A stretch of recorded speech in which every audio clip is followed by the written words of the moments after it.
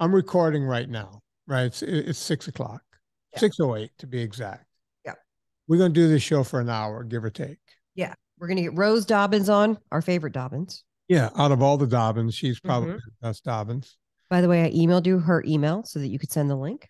Okay. I wish I'd known that before the show. Yeah. Well, you didn't, so we're going to roll it on the fly. So I know you're not getting a steak because we have to record 2 episodes and then the restaurants will close. Kitchens are closed, Vinny. Kitchens are closed. Yeah, and so I don't know. It's just kind of a, I just want to eat tonight, I guess. I don't know. You could go to bed fasted. Wouldn't be the end of the world. Yeah. Look, I just had or you just heat up some beef. You got a little beef in there? I have some tri-tip or some brisket that I froze. There was a little bit left and I froze that one. This is, but it's not thawed yet. And I'm down here. I would have to go up there. Oh God, it's so much work. It's not work. I don't have the time, Alan. The time. I know. I'm doing this. This is show number 2 of 3. I just did an hour and 5 minutes. Now I'm doing this and I'm doing third one behind it. I understand. I'm doing 2 after this one. I'm only at 1 of 3. You're at 2 of 3. Yeah. So what are you doing after this? You're doing one more with me. What? The Bedside Matters podcast. Oh, so you're doing someone else's show? No, it's my show. Oh, it's your show? Mm-hmm. I didn't know you had your own show. I don't have my own show, but I have a show with 2 guys, a doctor and another guy. I've told you this.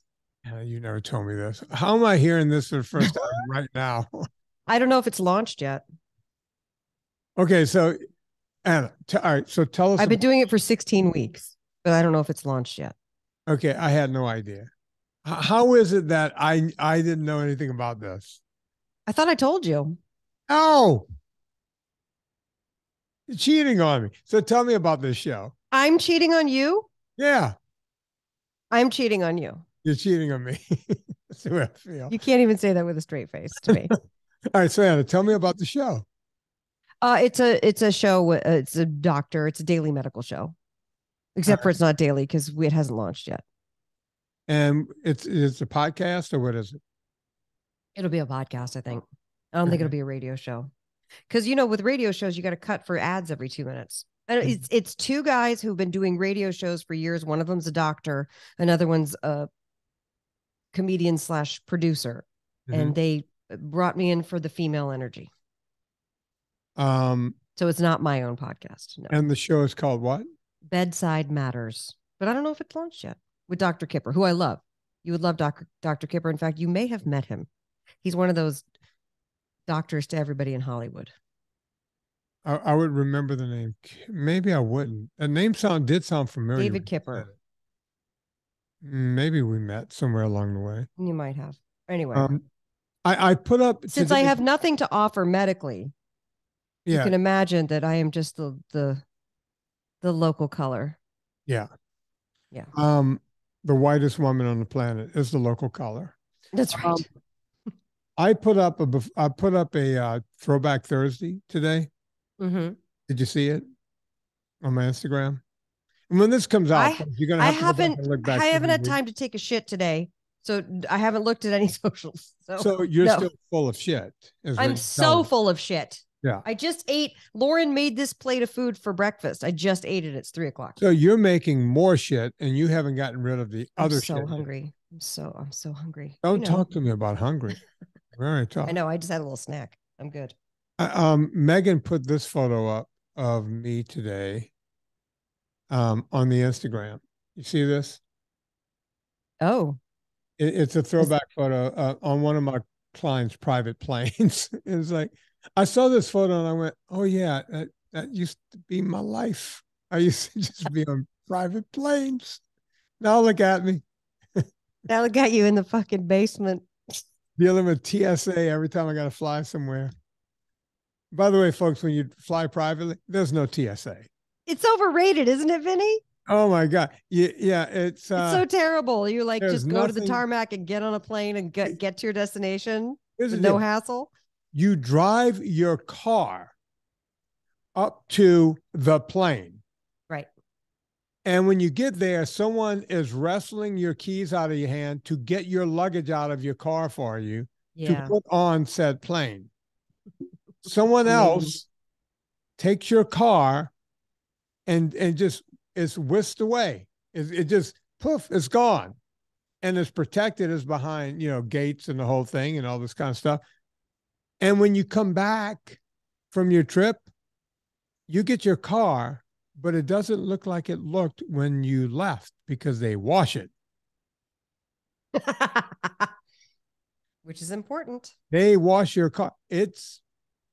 There is nothing like flying. And I saw that picture a couple of weeks ago and I went, oh my God, that's right. It used to be my life. Yeah. And I noticed one of the people that commented on the photo, there was this woman, Anna, before Serena. And beautiful woman, by the way. We'll call her Gloria because, well, that was her name. And Gloria and I had a few dates, maybe a half dozen dates. So in other words, we got past the third date. At any rate, I was into Gloria and Gloria seemed to be into me. But as a woman from below the equator, I did something one day that she took the wrong way. And she goes, they're all about machismo and men and the whole thing. And she thought I was being a pussy about something because I can't remember what it was. I would tell you if I knew what it was. Are you saying like she's from South America? She's from South America. I've just never heard somebody say she's from below the equator. Is she Australian?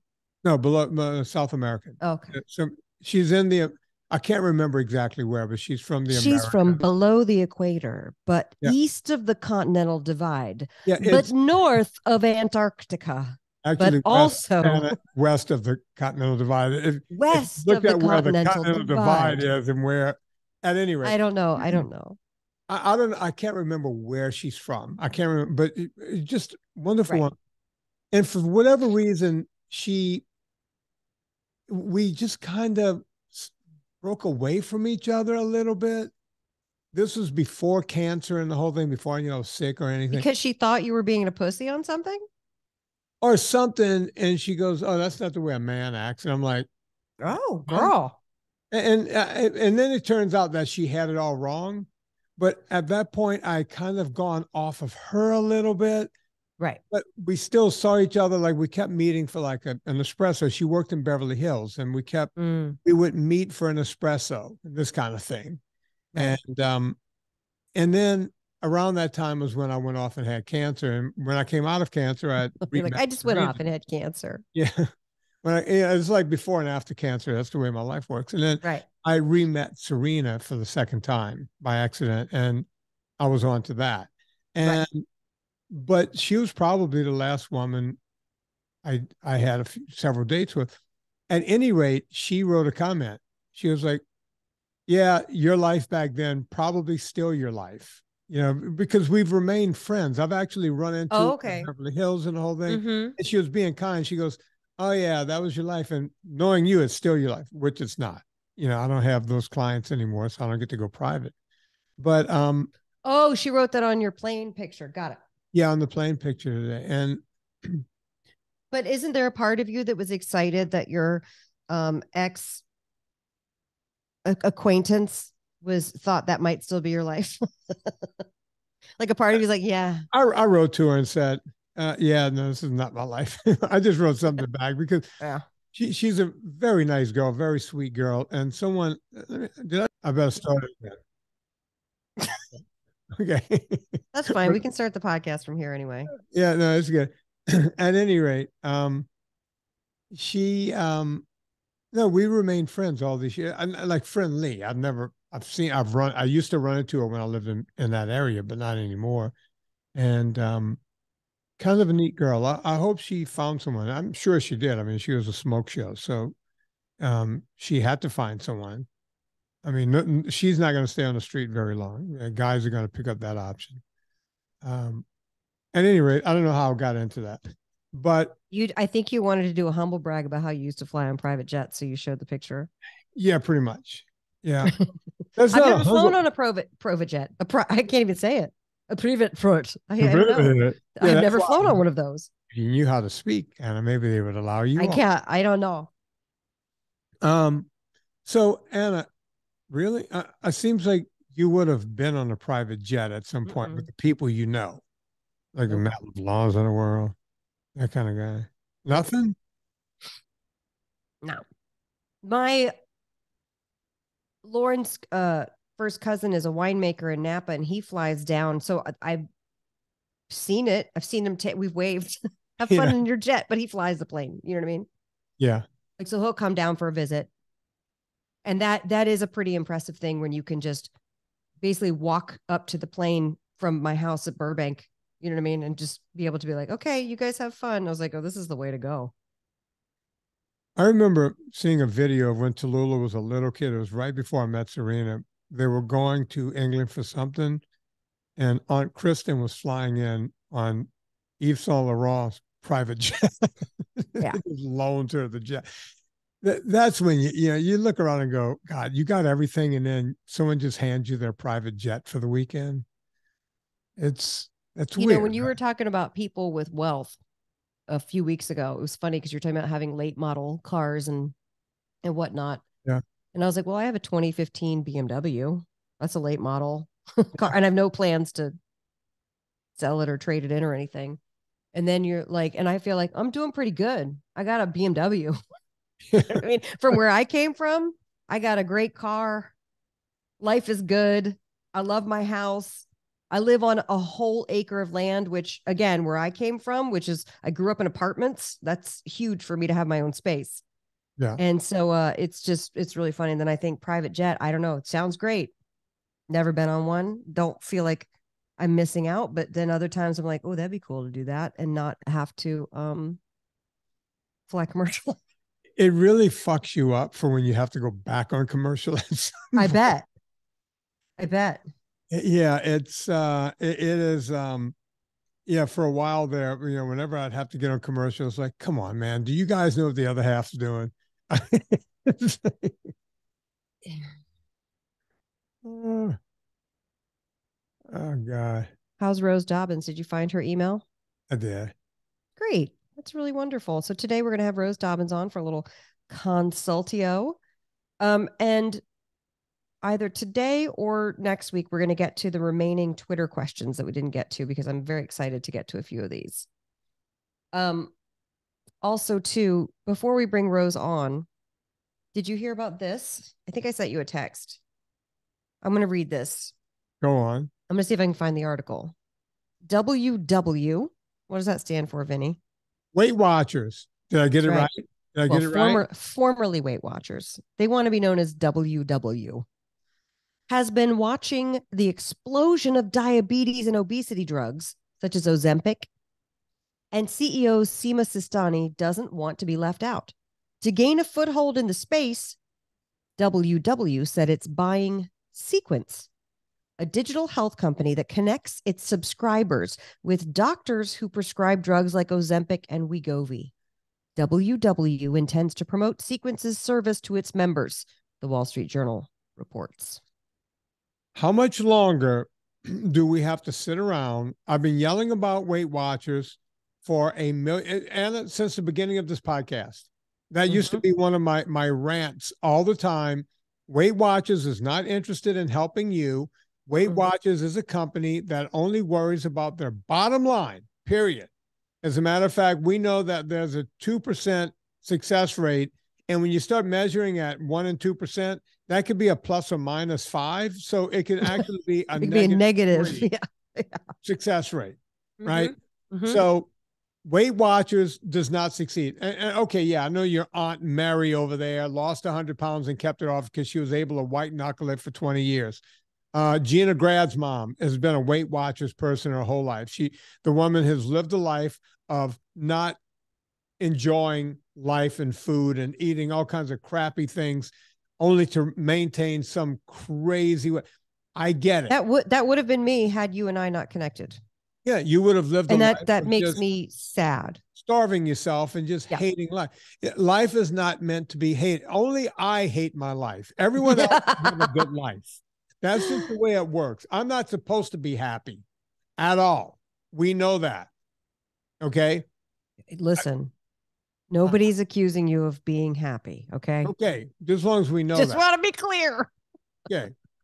So you understand where I'm coming from, right? It's so transparent, and I'm still flabbergasted that they're going for the money pull, because this Sequence company is a company. So then, Weight Watchers like, hey, Sequence, you know what? We can hook you up with a bunch of people who are so upset because our program isn't working, and you can take a cut of them, and then we can take a cut of that, so that you can hook them up with the doctors and get the Wegovy and the whatever Ozempic. And let's, let's hook our customers up with something else that long term is not going to help them keep the weight off or get over the emotional dependency of the food, or let's do something else to make them think that it's working, and then it will stop working, like everything like that does. Let me take it a step further. I was even thinking in a different way. Weight Watchers is abusing their list of people who sign up. This is abuse of that list. Can you imagine? As you know, I have a huge mailing list, right? I barely ever mail out. As a matter of fact, I've had experts say to me, you're the Michael Jordan of mailing lists, because when I send something out, I get an open rate of usually somewhere between 65 and 75%. Yeah. The gold standard is, if you're the Steph Curry of mailing lists if you get somewhere around 20%. Right. You're the Michael Jordan if you get somewhere near 25 or 30%. I get almost a 70% every single time. Why? Because I don't send anything out to that list that's bullshit. Can you imagine the size of the list? Someone like Weight Watch, I know how big my list is. Can you imagine how big their list is? Oh, huge. This is abuse that now they're selling their list off to drug companies. Folks, do you not? They're not just selling their list. They're not selling their list. They're selling their list and then taking, I'm sure, future commissions off of connecting. They're getting a taste. There's no two ways about it. This Simi, what's her name? Simi Valley. What's the girl's name? Simi Sinceri, something like that. Whatever. Okay. Shame on you. Shame on you. Listen, this is wrong in every way. But here's the thing. This is what happens with companies. This is one way they tell you to build a company. You can either go vertical or you can go lateral. And this is a lateral add-on, a partnership that for them makes sense, because Weight Watchers is in the business of appearing like they're helping people. Right. But the people are not. If Weight Watchers worked, why would they need the doctors for the Ozempic? Why? Anna, you make too much. Tell me this. You make too much sense. I bow to you, Anna. I bow. You're making too much sense. Number one. Number two. And number two is not going to be as good as number one. When did you decide that you weren't a diet company and you became drug pushers? Right. Who decided that? I bow to you, because that is so true. And here's another thing. We will not look in 1989, I was on WSMB radio in New Orleans, Louisiana, every Wednesday afternoon. Yeah. And I told people, not stevia wasn't around back then. The pink stuff, the blue stuff, the yellow stuff, all of it bad. Everybody, you're wrong. Who's correct now? I'm giving you something years and years and years before they decide that, oh my God, we shouldn't have fucking done this. I'm giving it to you years early. Okay? So don't come back to me and go, oh, yeah, you were right. I know I'm right. It's kind of like they're coming back with the vaping actually being bad for your lungs. It's like, no shit. Oh, who couldn't see that coming? Right. Well, apparently people have revisionist memories, or they have amnesia, because they don't think that Ozempic or Wegovy could ever come back, because it works so well in the moment. So how could that ever be bad for somebody? This is bad in every which way you can get. Look, People are desperate. I get it. These poor people, this is coming out. We're doing shows ahead. So you're going to go, wow, Right. that happened several weeks ago. These poor people, not poor people, but these people went to Mexico to try to get a tummy tuck. This woman wanted a tummy tuck. They were shot at. 2 people are dead in the morgue in Mexico. Went there for a fucking tummy tuck. They tell people, don't go to these border towns. They're very dangerous. They're being run by these cartels and the whole thing. What do these people do? They're so desperate to get weight off of them that they'll go to Mexico to get them to cut it out. Makes you wonder why. Whether they go down there and save a few bucks, or because a doctor here decided not to do it. Only one of those 2 things could happen. I remember when there was a Kanye West mom who wanted a tummy tuck and went to some mall, some strip mall, because the doctor said she was not in good enough shape to have it done. This was years Is that ago. why it Look happened? this up. Yeah, she went to some strip mall doctor somewhere, and that guy ended up killing the guy's mom. Yeah, right? She passed away. I remember that. Oh, way too much money. More money than sense. That's what that is. And now you're seeing this, and you go, Vin, those are extremes, going to a border town or Kanye's mom in a strip mall getting it. Oh, I don't think it's extremes. I could name people I've met who go to Mexico to do their plastic surgery. Like, that's a very... It's crazy. Yeah. No one has ever looked better after plastic surgery unless they were a burn victim. No one, right? No normal person who just went in to get it nipped, tucked, or tightened looks better. Sorry. Right. Never seen it, never will see it. You do not look better. I know we're going to lose half of our audience right now because I'm thinking of some of the people that's in our audience. You guys look better for some odd reason. The bottom line is, we are supposed to age, and you want to age gracefully. Stop it. Stop it. You're not helping yourself. Anna's staying quiet over there because I'm... I agree. I listen, I can understand. I think plastic surgery it's interesting because it did come about for emergency purposes. Right. And for like helping burn victims or somebody who was injured or yada, yada, yada. And, you know, it's an interesting profession / work of art. Those guys make a lot of money. Without looking it up, do you know why they call it plastic surgery? No. Want me to tell you? Yeah. It comes from the Greek word plastique. Plastique. Plastique. You know what plastique means? Facade? Malleable. Malleable. You can move it around. It's plastique. That, you know, because when we started inventing plastic, you know, it's something that is malleable. You can work with it. See what I'm saying? Mm-hmm. Plastique. It's malleable. Got it. Got it? Yeah. But also too, people who lose a lot of weight and have excess skin, I'm not upset with them for going to get the excess skin surgery. And no. That's not what we're talking about here. As a matter of fact, a lot of that is done under insurance, because you take someone like a Scott King or some of these people. I think. Will insurance cover that? That's good. Oh, in a lot of cases it will, because all of that extra skin, you're basically removing a piece of an organ that's now it could cause other medical problems. So yeah, people. I'm a weenie 200, 300, and 400 pounds. Yeah, I'm a weenie and don't want to have surgery, but I'm also like, if somebody wants to have it, it doesn't. Go do it. Go make yourself happy. I don't care. Yeah, you look. You see these when these Doctors Without Borders and these kids with the hair lip and the whole. Oh yeah, that's a. Oh my God, that's life changing. Life changing. Smile Train. Shout out to Smile Train. That's who we contribute to. All of these things are great. I'm not saying anything about that. So if you're gonna write bad words to me or whatever, I'm talking about when, you know, women more than men, but men do it too. They'll go get the brow lift and they'll look better. And you go, oh my God, because they do actually, I'm going to be honest, they do actually look better. It's like, oh my, it looks like you had a good night's sleep. Oh, look at this guy's looking good. But then they don't stop. It becomes like an addiction. Oh, if I did that, I could do this. If I did this, I could do that. I could do the other. For sure. Right. Well, and I think we both lived in a town where that can happen. Yeah. To people. And I'm going to say people because, you know. Yeah. We saw it over and over and over. Once you start getting the duck lips and the ski slope nose and everything else, you've overdone it. And I want you to do a Villa Capelli ad while I pull up I just want to say that I posted a video of eggs and beef with the arrabbiata sauce. And somebody just wrote, my dog wouldn't even eat that. What? People are funny. I listen. Your dog shouldn't eat it because you should eat that. Well, your dog wouldn't eat it because your dog humans. doesn't have teeth.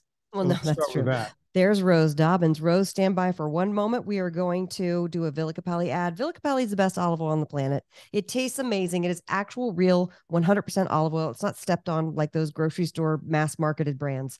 It is made in Italy with caring and loving hands by an olive oil press that's ancient, basically. Villa CAPPELLI, VILLA, CAPPELLI, CAPPELLI. Use the discount code Vinnie. You'll get 10% off your order each and every time. And guess what? Here's how you spell Vinnie, VINNIE. Mm-hmm. Okay. He doesn't spell it Vinnie with a wimpy Y. Don't write a note. Don't even try to be silly and write a note about that because it's not going to be well received. It's Vinnie with an IE, you guys. Anyway, Villa CAPPELLI is the best olive oil on the planet. They sell also some salts, some spices. They sell flavored oils. They sell all kinds of little things that you can use to make your food better. But at the base of almost every meal that I make, I saute vegetables in it. I do salad dressings in it. I do marinades in it. You're going to have a lot of olive oil. And it's one of the few cooking fats that we use repeatedly. So make sure you pick up some. Hopefully by the time this comes out, the 3-liter tin is back in stock. If not, get that 750 milliliter bottle and enjoy it. And now we're going to talk to Rose Dobbins, our favorite Dobbins. Rose, how are you doing? Welcome to the show. Well, shit, Vinnie. I feel like a groupie sitting around waiting to meet my favorite celebrities. Well, that would be me, not you, Anna. She's talking about me. I know, for sure. Yes. Oh, I know. So obviously you adopted Matt. Is that what I'm seeing here? Because you're way too good looking. I've seen him, and I'm not picking up what you're putting down. So he's adopted. Should I just assume that? No, he's for real. Really? So you married a troll? Okay. Believe it or not, when I was young, people used to think I was Elizabeth Taylor. Really? I can see that. You know what? I could see that. Yep.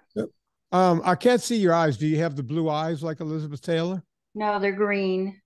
And she had like those emerald eyes, right? They were lavender. Yeah. Just nobody else looked like her. Yeah. It was crazy. Yeah. Whenever I see young pictures of her, it's like, what's it like when you look like, when you're beautiful, when you're young, you just walk around the whole world just, it's like Moses parting the seas, right? I mean. Well, you were pretty good looking when you were young too. I saw you, well, I didn't see you when it happened, but when you were on the Oprah Winfrey show. Yeah. Yeah, it was the good old days when I was young and hot, Rose. I was young and hot. So, Rose, how did you find us in the show? Well, your favorite person, Robin Dobbins. Yeah, she is the best Dobbins of all the Dobbins. Wait, you just backtracked on Rose being our favorite Dobbins. Oh, she's our favorite Dobbins. I'm talking about between the husband and the wife. Oh, yeah, Robin. Yeah. Obviously, Robin is the better of obviously. Right? Well, Robin said I'm the important one, and I'm only important because I brought Matt into this world. And if it wasn't for me, there wouldn't be a Matt or a Robin in my life. That's right. Well, that's a pretty good job then. And they gave you grandkids, right? I mean, you got. Oh, yeah. Two beautiful grandchildren. That's pretty good. I actually did a consult with your grandson a while back. Yes, you did. About weightlifting and stuff, right? Yeah. He's into sports and the whole thing. We talked a lot about diet and weightlifting and everything else. And oh my God, can you imagine having a consult at that age? Like how much better just your whole understanding of health and fitness would have been? God. If I'd had those opportunities when I was young, I mean, before this, when I knew this was coming up, I sat down and wrote down all the things that I've done in my life as far as diet and everything. And you wouldn't believe there's probably even some that you guys have never heard of. Oh, you know what? We were just talking about Weight Watchers, which is obviously one you must have tried along the way. 13 times. 13 times. Right, lucky 13. Do you have them all written down there, Rose? Pretty much, yeah.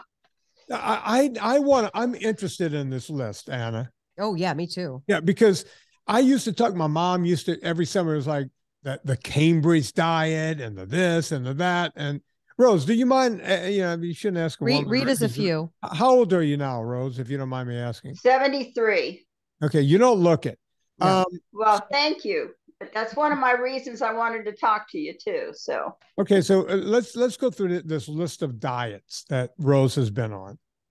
Well, Atkins for sure. I mean that's one that I think everybody's done. Then there's Weight Watchers 13 times. Wow. And that never lasted. OA. I'm sure you know Overeaters Anonymous. Oh, OA, yeah. OA. And did you do OA? How did you do that? Like in-person meetings or how yes. There's one called OA How. That's another form of OA. I'd never heard of that one. Oh, I could tell you all of them, but go on. There was one called, now this one is really a little extreme. It was called Gillette. Have you ever heard of that? I have not heard of Gillette. This was, let's see, how long ago was this? I think this was before Matt was even born. So it's been a long time ago because he's 44. What you did, but you paid to do this of all things too. You would go and sit in front of a mirror and take your favorite food, whatever it was. And of course, I'm a sugar addict, and desserts, and sit in front of the mirror and stuff your face with it. Really? Yes. Holy shit. I've heard of similar diets where they told people to sit in front of the mirror naked with your food. Have you done that one? Is the idea being like if I'm not being funny. I'm not being funny. Is the idea being like if you see yourself eating it that you'll be repulsed and want to stop, or like what? Just the idea of seeing yourself gorge yourself, I guess, with the food. Okay. But it never worked. And I was diagnosed with bulimia, and they sent me to it wasn't a resort, but it was a hospital. Mm-hmm. And I was there for 30 days as an inpatient, and they put me on a 1,200 calorie diet, and I had to go through all sorts of things during the day, sit and meditate and everything else. I did lose 30 something pounds in that 30 days that I was there, but it didn't last. Did it take care of the bulimia problem? No, it did not. And some of the things that I did with the bulimia, I went for counseling after that too. And of course, I was working shift work, rotating shifts. And my doctor told me I needed to quit my job or find another job because it wasn't good for me doing the rotating shifts. Well, hell, my husband was in the military and we couldn't live on his income. So I kept my job and suffered for it. But anyway, I would go to town, make some excuse that I had to go to town, and I'd stop at some crazy place like Taco Bell or something and buy 6 tacos and sit there and shove them down my throat within 10 minutes. And, that I did that quite a bit. Now, I never was. Then would you purge? Pardon me? No, I didn't purge. Okay, you didn't. You were just binging. Okay, got it. Yes, I was just binging. And so the Gillette one was probably the most significant one as far as terrible and not even thinking about it. But then I also had, I was one of the first bypass surgery patients. Really? I had bypass surgery 28 years ago. Wow. And I was in Houston, and we were living in South Texas. And so there was well, let me back up. I got this thing on my legs where the veins are all, what do you call that? Peripheral vascular disease on my legs. So like varicose veins are worse. Well, I've got that too, but it's where the skin turns dark and it never goes away. It looks like a bruise, but it never goes away. Anyway, I went to the doctor about it, and it was a cardiovascular surgeon. And he told me at the time, I was 44. At the time, he said, if you don't lose weight, you won't live to see 65. How much And did you weigh at that time, Rose? 379 pounds. And and you're not tall. Are you? No, I'm not even 5'2". Okay, so yeah, that is a dangerous amount of weight. And as I've always said about every person who's morbidly obese, she could have easily said 380, and people always go, why don't they say that? It's like, because every person, I've worked with you guys for 40 years, and people go, oh, that's stupid. Why don't you just say 380? Because you're always going, I will not get to 380. I will not get to 380. You won't get to the next number. You were like, at 299. You were like, I will not get to 300. I will not. And when I try to explain that to people, just the psyche and the hell, the prison that people are living in. That's why I always make a point when someone goes, I weigh 379 pounds, because you don't forget those numbers. No, you don't. You will die with those numbers in your head. Yes. Right? Yeah. It's a prison. It's worse than any prison you can be in. You're going to make me cry, Vinnie, because it's true. But it's true. Look, I watched my mom every summer. My mom was a little taller than you. 5'5", maybe 5'6" because she's lost a lot of height now. Now she's like 3 feet tall. But back in the day, cute. She would weigh like 230, 240, this kind of thing. And 250, 260. I remember one year she was like in a 280 version, and she and her friend Grace Ann, I think Grace Ann weighed the same. They went to school together. They taught school together. They're still best friends, right? They both lost 100 pounds, like in 6 months, just white knuckling it. They wouldn't listen to me. They were just white knuckling through life. And they lost 100 pounds. They actually did a news story in the newspaper down there. These two teachers together lost 200 pounds. And on that day was the day they started going back up. You can only white knuckle it for so long. And by the way, I would venture to say, at least I can speak for women, we tend to know every number, what we weighed when we got pregnant with our first child, what we weighed when we gave birth to our first child, what we weighed the wedding day, what we weighed the high school, and it's a torture with all the numbers. When I graduated from high school, I weighed 119 pounds. Yeah. I mean, I was fit. I was very active in school. See, she knows the exact number. Yeah, you're right. Not 120, 119. That's right. 119. You were in the teens. That's all that mattered, right? Yes. I've graduated, and there was a teen in that number. Mm-hmm. Right. And when people get to 199, it's like, I'll never have a 2. I'll never get to that 2. And then you get there, and then you keep making deals with yourself all the way up. Exactly. Drawing lines in the sand, you cross over the line, you draw another line, and before you know it, you're tapping on 400 pounds at 5'2", right? I mean, it's so whatever. Give me more of the diets and tell me what might have clicked and where you are now. Well, when we moved here to Oklahoma, there was one called Optima. Oh yeah, I know that one. Yeah, that's a shake one, right?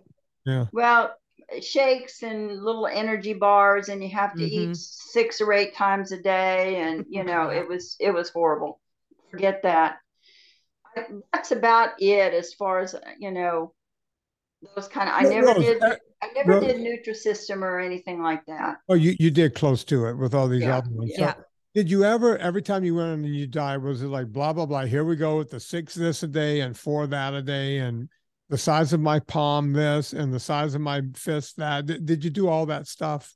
Yeah, and I mean that was, I think, what made it so difficult for Weight Watchers for me as far as that goes. And it wasn't, I bet you I probably didn't stay on Weight Watchers every time I went more than 3 or 4 months. So, and I would lose 10 pounds. Because it's hard to. But let's talk about that, Rose. You went back 17 times. what kept drawing you? Because we were talking about Weight Watchers before you came on the air. I was just yelling about Weight Watchers because now they've become drug pushers. What is it that kept drawing you back into that one? I can't think of the word. I mean, it was almost like I was at the end of my rope, and Weight Watchers was always so advertised as being healthy and the way to go, and being able to eat pretty much everything you needed in certain amounts. It's just I didn't want to count points and all these things that you had to do with Weight Watchers. I just couldn't do it. Yeah, the counting thing is like, it's crazy making, but then think about it. How else do they justify charging so much if they don't give you homework to do every single day? You know what I mean? Like, yeah, really. And it is crazy making. Because I remember there was a point where I didn't understand the flex points, because that's when I started to Weight Watchers. I didn't understand the flex points. I didn't get what it was. So I would do the points, and then I'd be like, I'm starving. Like, I was so hungry. And then after 3 days, I would give up. Always 3 to 5 days. Like, that was it. I was like, this is crazy. Well, I mean, now that I know more about, kind of what's driving the whole thing, I can understand why I wasn't successful, especially knowing that I was a candy addict. And I have a lot of health issues, and a lot of it's got to do with the bypass surgery. Right. I mean, I know that you guys know a lot of people that are in the NSNG that have gone through it. Scott King, Michael Just, And they all gained the weight back, folks. Not just the weight they had lost, but more. Michael Just, the same as Scott King. They gained more back after the surgery. Did that happen to you after you? No, that didn't happen. I think the over the period from the 44 to where I am now, I think the highest I got after I had the surgery was 265. And then I would, then I'd join Weight Watchers and I get down to 235, but I never could hold it. And it wasn't until I had a emergency. I had a stone in my bile duct that sent me to the hospital, and they didn't know what was wrong with me. And I was in the hospital for a week. They thought I had hepatitis. Oh boy. Wow. And my liver enzymes were off the chart. And they finally figured out what was wrong with me, and I had to have that stone removed. And of course, having a bypass, things are a little more complicated with the surgeries that you have to have. And I've had another stone, but luckily they have a new procedure now that they're able to bypass that stomach to get to the stone without going in from the outside and for major surgery. But it's been a rough 10 years or so. I've been in and out of the hospital with surgeries. Poor Matt, I mean, he wanted to pull his hair out of his head, I think, some of the stuff that has happened to me. But that's in the past now. So how are you doing now with your stuff? Yeah, let's get to that. Well, and I know I talked to you, Anna, I guess probably 6 months, a year ago or so. Yeah, I was going to say a year or so ago. Yeah. And it was seeing Matt and Robin being successful as they have been. They are certainly an inspiration to me. But, I tried NSNG. I wasn't really on board with everything. I'm not like Robin. She is a voracious reader. She reads everything, knows everything. So I really didn't feel like I had a good support thing going on. So I just kind of drifted away. In October, I guess it was. When we first moved here to Oklahoma, I was down to 150 pounds, but it was because I was ill. Right. I remember I was very ill. They had me on a liquid diet. The doctors did. And so when we moved here, I started eating normal again, and the weight came on in less than a year. I was right back over 200 pounds. So when I started NSG, I wasn't real serious about it. But in December, I just kind of went whole hog on everything, candies, making candies and desserts and everything. January 1st, I started back on NSNG, and this time we went carnivore, pretty much carnivore. Yeah. And I'm feeling great. I was feeling lousy in December. I had all sorts of inflammation and stuff that was driving me crazy. My platelets keep dropping, and the doctor says my fatty liver was causing part of the problem. And so I wanted to get the fatty liver situation taken care of. Right. And Matt and Robin have been really good about telling me what to do. And now my husband's doing the same thing. Oh, good. Yes, which makes it easier. Oh, makes so it a lot easier. When you have a team and you feel like you're not in it alone, and that's one of the big problems people have, even with all the crazy dieting and everything else, is that a lot of times you feel like you're on a high wire and there's no net, right? Right. And right. you're white knuckling and you're going, well, there's nowhere for me to go. But when you have Robin there and you have Matt and you have you have a team around you, right? Right. It really does help. Yeah. I want to go back just a little bit because we glassed over it. But the bulimia, how long did that go on for? And how did you, because a lot of people have to go get a lot of work done, talk to psychiatrists and psychologists and everything else. That could be a major thing. How did you kick it?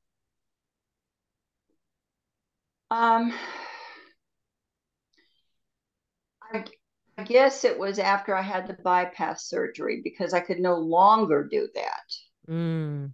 It wasn't so much that I got rid of the psychological thing, Vinnie, as I was not able to do it. Because then if I did it, then, somebody who's had bypass, it's going to come right back up. Yeah. And that created a whole lot of new problems for me over the years. I got really sick about 4 years ago, and my gastric doctor that I was going to he went down with a camera to look into my stomach and see what was going on. He said I had the largest hiatal hernia he'd ever seen in his life. Oof. And he, in fact, didn't want to do the surgery to correct it. He was going to send me to Pennsylvania to his mentor to do it, and they wanted to videotape it. I'm sure. Because when it's the biggest, they want to track it. Yeah. But, I kind of put that off for a while, and then I got to the point where I couldn't put it off anymore. And he went ahead and did it. My doctor did it. And he was able to do it laparoscopic, because I had lost a little bit of weight. I was down to 205 from 265. I was back down to 205, and he could do it. And it was a terrible surgery, absolutely terrible. And I was on a liquid diet, basically, or soft foods, for about 3 months, and I dropped down to 150 pounds. But then I started having problems. I had a stone, that's when I had the other stone. Yeah. I was having some terrible things, and I had a bowel blockage. I had to have that taken care of. And that was caused from scar tissue from my surgery. So there's a lot of things that can go wrong with these bypass surgeries. Look, I tell people all the time when they'll go, you don't understand, I'm at wit's end. I have a brother who I've been keeping him away from that knife for years. And I'm like, man, that is something you do not want to do, because you're going to end up without a stomach and you're going to gain all the weight back. I've seen it over and over and over. And I know someone's going to write to me and go, this is the best thing that ever happened to me. But go on the internet, folks, and go into some of those chat rooms and go talk to people who have had it done. Everyone I talk to, of course, is everyone I talk to. it didn't work for them. That's why they ended up finding me somehow. Right. Right. So that's not a fair assessment. But if you go into these chat rooms and all this where they're talking about this stuff, most people have problems with them. They're all sitting in there talking about, here's what you do when this and that. And the other thing happens. It's very sad. It's just very sad. And I'm sorry that you went through that. Me too. Well, and you asked me if how I got over the bulimia part, and I'm not so sure that I am, other than the fact I can't physically do that now. Right. But I think one of the things that broke me in December, I was laying in bed and I had some sweets in the pantry because I'd been baking. And it was like they were calling my name. This is terrible. Yeah. I mean, it was just calling my name. And I had to get up and go get it. And I ate the whole damn bag. Look, that's why I don't keep ice cream in the house. You know, people go, oh, you're so stoic. It's like, no, I'm not. I'm a sugar addict. I know that about myself. That's why you have to, an alcoholic has to clean the alcohol out of their clean out the, I can have all cabinet. I have an alcohol. You would be, it looks like I have a bar. Why? Because I don't have to, I never drink until I want to have a drink, right? Once a week or once every other week or once every third week, I will have a drink. But if I had ice cream in the freezer, I used to say to myself, how is it I have a brain and the ice cream does not have a brain, and somehow, you know, telepathy is happening where I'm being called to that kid. I'm sitting here watching a great movie right now, and in the middle of this great movie, somehow through the walls, through the refrigerator, somehow that ice cream telepathically is saying, hey, Vin, wouldn't that movie be better if you were sitting here? I mean, wouldn't you rather have me in your hand and on a spoon and in your mouth? That's why I don't keep ice cream in the house. People go, how are you so stoic? Simple. I just don't bring it around. And the longer you stay away from it, the easier it becomes. Whenever I go to Europe, which is where my ice cream thing happens, because I allow it to happen, I'll have ice cream once or twice, but you see, I'll have it outside of the house, right? I won't bring it to the house or whatever. And then it's gone. It's gone. I did that and it's gone. But I got to tell you, when I'm on the plane flying back here and the whole thing, it's like, man, when they come around with all these treats on these international flights, I never think about that stuff. But after I've had ice cream once or twice during a week, I'm now thinking about, maybe I should have the Prosecco, you know, the sweet ass crap that they serve on, you know, British Airways or, you know, Virgin Atlantic. You start thinking about those things.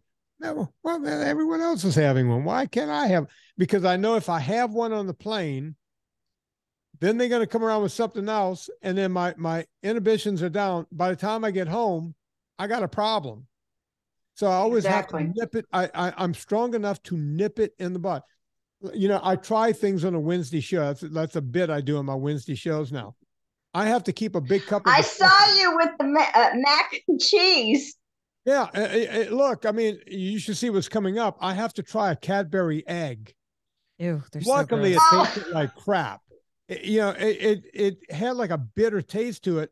And, you know, I had my espresso. I literally put the espresso in my mouth and did it like you would do with Listerine. I'm like gargling it in my mouth, swishing it around to get that taste out of my mouth. Right. Yeah. I don't think I've had a Cadbury egg since I was in high school, and I remember it tasting absolutely revolting. Well, that's not my favorite either, but yeah, no, it was. We're not going to waste it on a Cadbury. Let's put it that way. My pocket knife is still right on the other side of this computer. I didn't want to even bite into it because I was told that it's gushy on the inside. So I literally cut like a little piece off because I didn't want to gush the whole thing into my mouth. That's so funny. Horrible. It was horrible. Yeah. Well, I'm the same way. And you know, I got to keep it out of the house. I used to go to Walmart, go to the grocery store, and I love Reese's. I absolutely love Reese's. Yeah. And I think, well, I'll just get one this time. Next time I won't get any. BS, bullshit. I mean, it's going to happen. I'm going to do it. Yeah. Because generally you give yourself a little dopamine hit when you pick it up, when you buy it at Walmart. So you're like, I'm going to give myself a little treat. I'm a little treat. You know what I mean? And you get that dopamine hit when you buy it. And then you get the dopamine hit when you eat it. And then of course you feel like shit afterwards.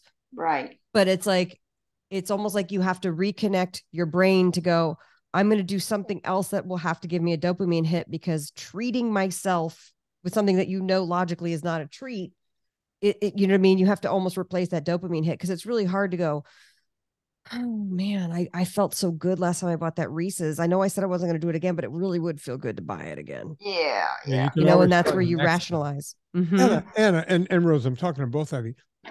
I look around, when I like to, when I'm not out and about too much, but when I'm out and about, I like to watch what people are doing. How often, and tell me if you guys have done this, do you see people buy, I don't know what's in their sack, but they will put their groceries in the back of the car, like if they have like an SUV, but they'll always bring one bag with them in the car. And you see before they start the car, and they're digging through the bag and they're pulling something out. Have you guys ever done that? Because I don't do that. I wait till I get home. I've done that before. Absolutely. I can't, I've never been that guy. Oh, I got to have this right now. Have you guys done that? Or it's not that you have to have it right now. I didn't want my spouse to see me eating it. So I had to eat it before I got home. That's real alcoholism. Dispose of the container it was in. That's a real alcoholic right there. Yeah. That's the ism, as they call it. That's the ism. That's, wow. Yeah, you see. That makes sense. You see, I don't care if I bring something home, I eat it in front of Serena. But you see, I don't have that problem. But yeah, that's a real ism. Like alcoholics would say, yeah, I kept vodka in the tank in the bathroom. And I would say, well, why did you do that? And it's like, well, in front of my wife or my husband, I was having like a regular drink, but I would excuse myself, go to the bathroom, chug off the bottle because I wasn't getting drunk fast enough. What? I had a friend who I helped clean up and then go to a 12-step program. And that night she had blacked out like 3 times, and, I was there with her son. She was a good friend of mine, and she kept blacking out, and her son was young, and he was watching all this for like the umpteenth time. And while she slept it off, we got her up to her bedroom. I went and I told her son, I said, we're going to do something about this right now. We emptied out her bar. Now, I would like to say I threw all of the stuff into the garbage can, but I put some of it into my car. Some of that stuff is pretty good. I was going to say. But it was all out of there. And then the next day I went over to her house and I said, listen, your son was distraught last night. And as a show of some kind of solidarity, he and I threw all of your booze out. We emptied it. We cracked, we were having fun cracking into the dumpster, we were throwing them all away. And I said, you have no more booze in this house. We threw away thousands of dollars worth of booze. Now you need to go get your shit straight. And she looked at me and I thought she was going to start yelling. And she said, wait a minute. And she went up to her bedroom. She went into her closet. She went into a big coat that was in the corner. She pulled out 2 handles of vodka. She goes, take this too. And I said to her, why was that? She goes, this, when I wanted to sneak drinks in between drinks, I couldn't just chug in front of other people. But once I'd start drinking, I'd come up here, I'd excuse myself like I was going to the bathroom, and I would just chug some of this vodka.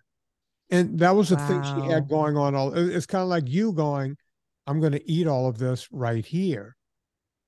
Right. Well, I had a good teacher too, Vinnie. My mother was an alcoholic, and so was my father and my stepfather. And I didn't know my father. He left when I was 5. And the next time I saw him, I was in my early 20s. And he came and stayed with me for a week. I finally had to put him on a bus and ship him back because I couldn't handle it. And I found empty bottles all over my house. And my mother, she came to stay with me when my husband was overseas and Matt was just a baby. And she would tell me, go get me some vodka. She only drank vodka because she didn't think it had a smell to it. Yeah. And she would be there with a glass with ice in it and would say it was water. Right. It was ice water. Yeah, So just a full glass of vodka. And look, I mean, it's very sad, the ism of it, you know, just you're in your addiction, in your disease. Which, by the way, I always can smell vodka. When people are like, it doesn't have an odor. Like, yeah, it does. It smells like rocket fuel. Are you kidding me? It doesn't smell as strong as the other ones. But it still smells. When people say it's odorless, it is not odorless. No, it's not odorless. You can smell it. It's just, you don't smell the peatiness or the this or the that. Sure. Or the barrel, but or it still get off go smell Kettle One. It smells like rocket fuel. Yeah. Go open a bottle of vodka and see if it has a smell. It sure does.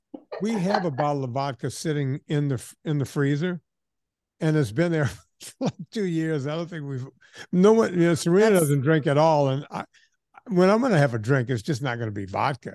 It's just there in case someone comes over and says, "Oh yeah, I'll have a vodka soda and lime." It's like, okay, I got one. And you can make one. I can make one for you. Yeah. Then I can be a proper gentleman and make you. I can make you a martini. I got all that kind of stuff, but that's why it's there. So let me ask you, Rose, because I know that we have to record another episode right after this. Is there any questions that you have for Vinnie that you would? I do. A couple of them. I've been on NSNG, strictly NSNG, and pretty much carnivore. Okay. I'm kind of cooling it on the dairy stuff a little bit, but I'm not losing weight. And I'm not getting discouraged. I'm sticking with it. There's just no way, because I can tell a difference in the way I feel as far as inflammations and stuff like that. I've got more. That's good. A little bit more energy. I've started walking, but I do have some issues with the activity.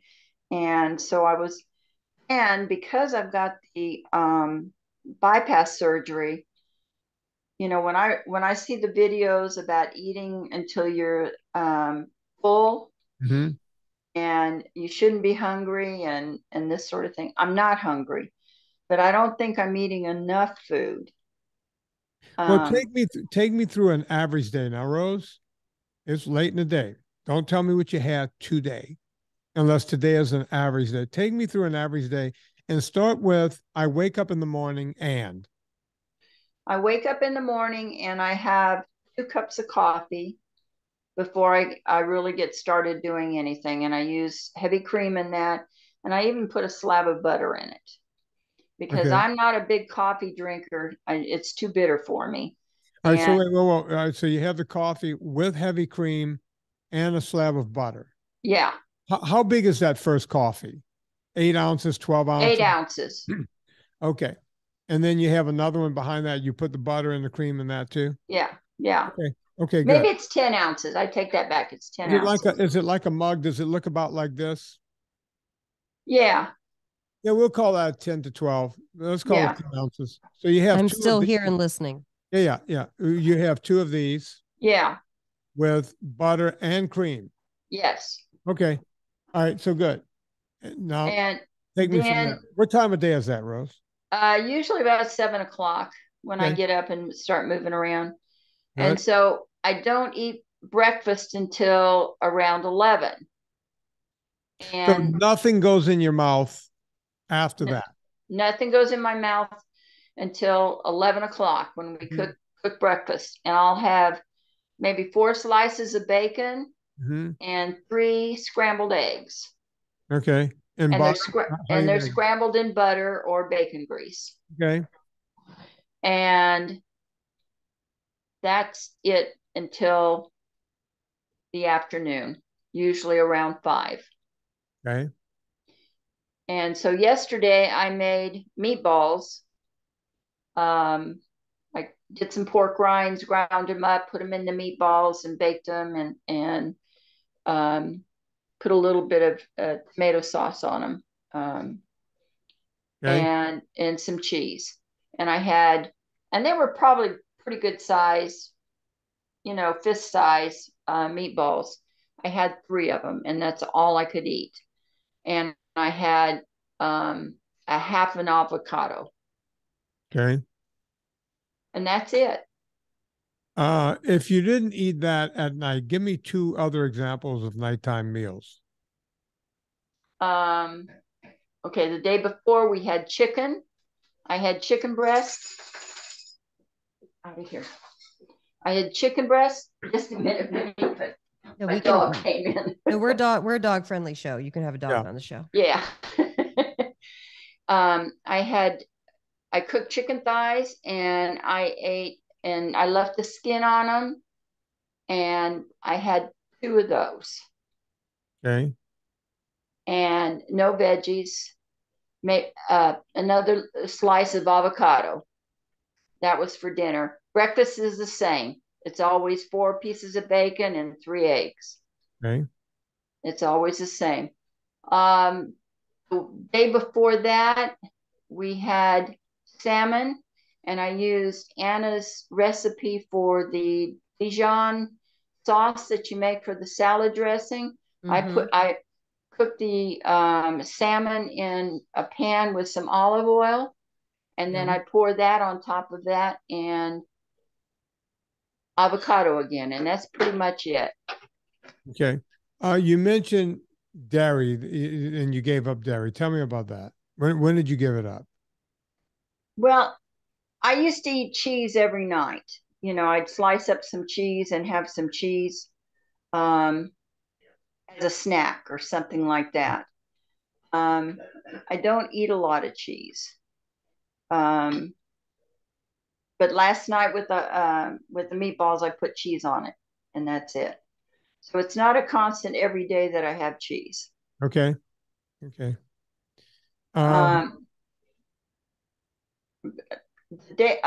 Another day this week, I had hamburger patties, and I buy the 80/20, and I cooked hamburger patty and fried 2 eggs and ate those with the hamburger patty and had some avocado.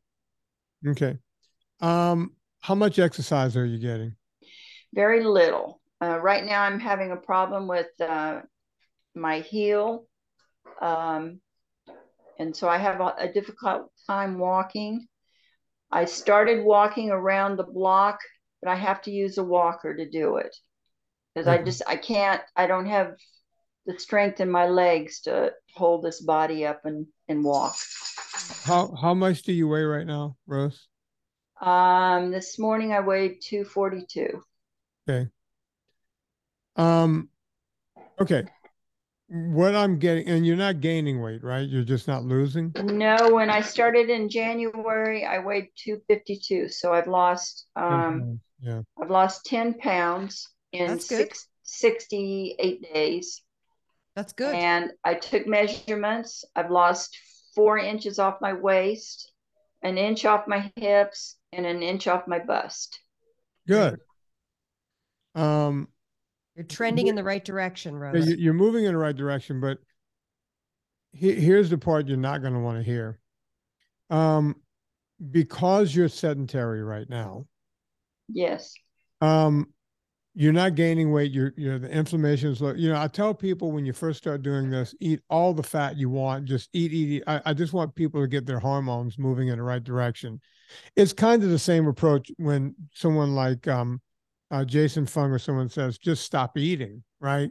I always say, no, keep eating. Just eat fat and eat some protein, because that will also fix your body. So you've been fixing your body. That's a good thing. You've actually lost a few pounds. That's a good thing. You're not regaining weight. Again, these are all pluses. The reason you're not losing weight is because you're sedentary, and your body is burning all of the fat you're taking in.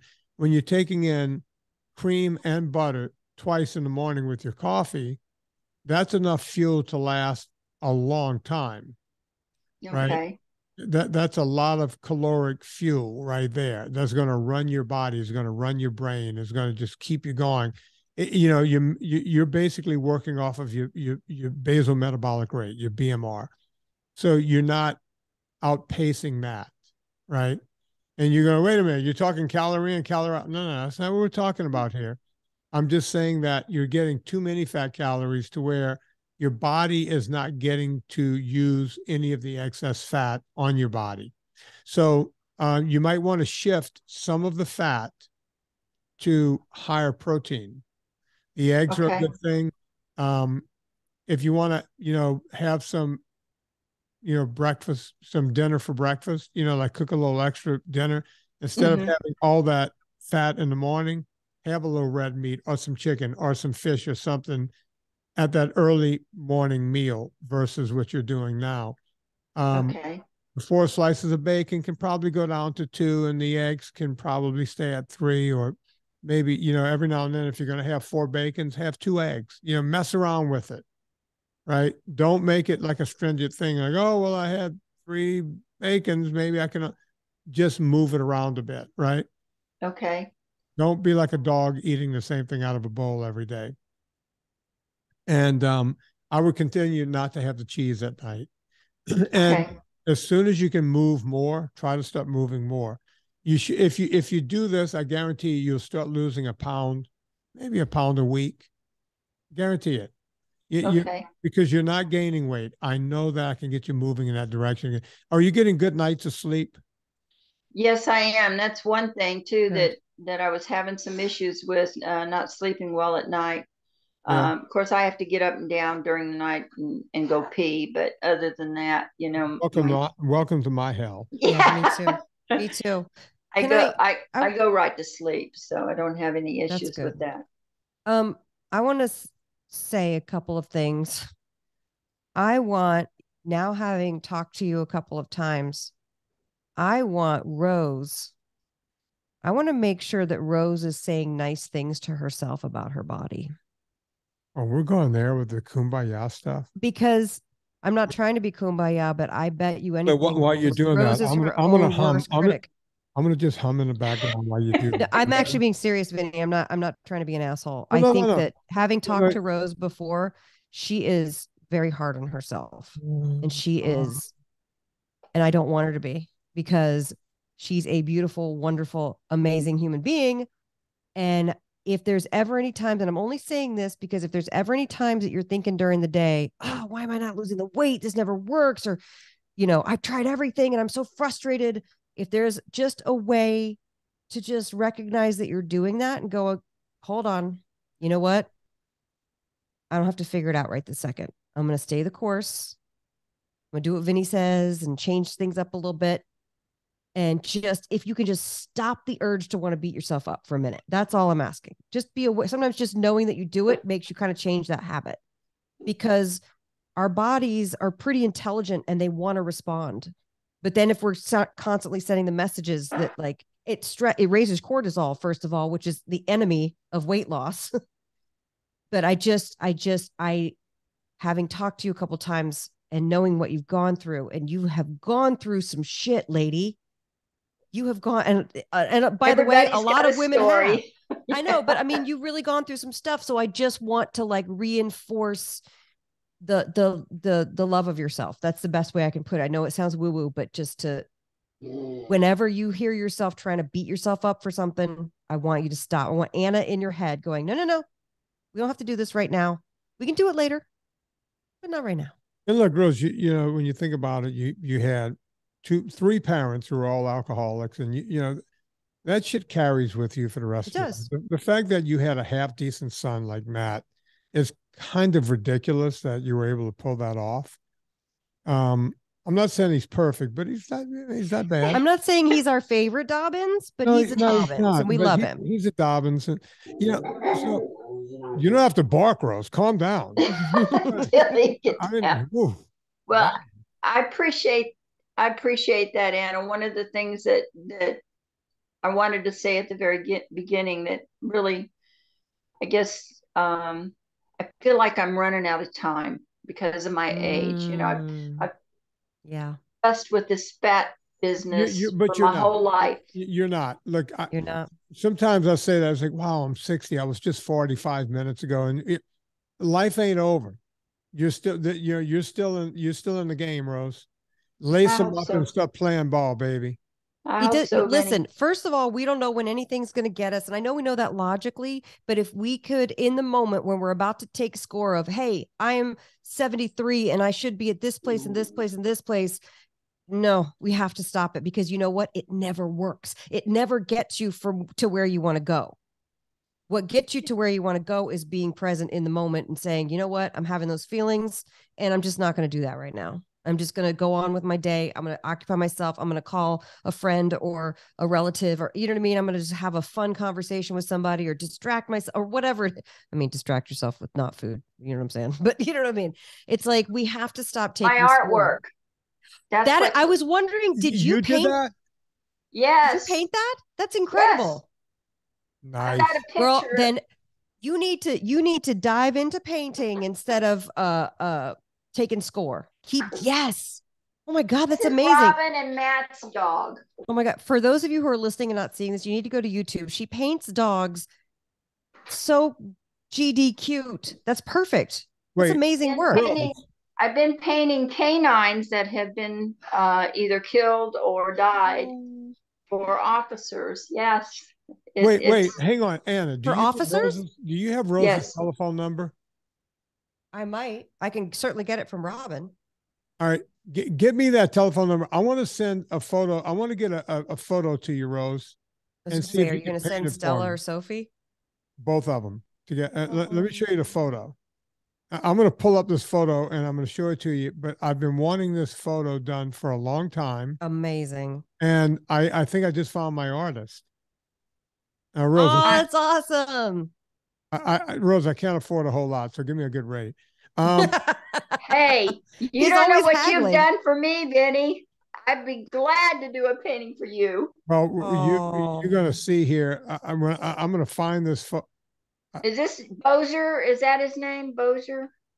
No, Bonzo is the new one. He has a picture of Sophie and Stella. This is I love that picture. That's Bonzo that's Bonzo and Stella.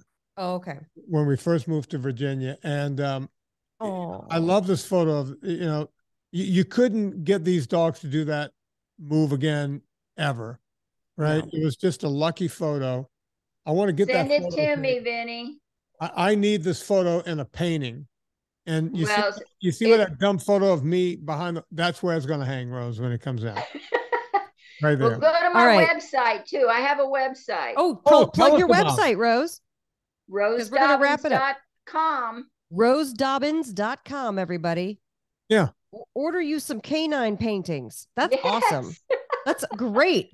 Okay, great. Oh my God. What an amazing, happy note to end on.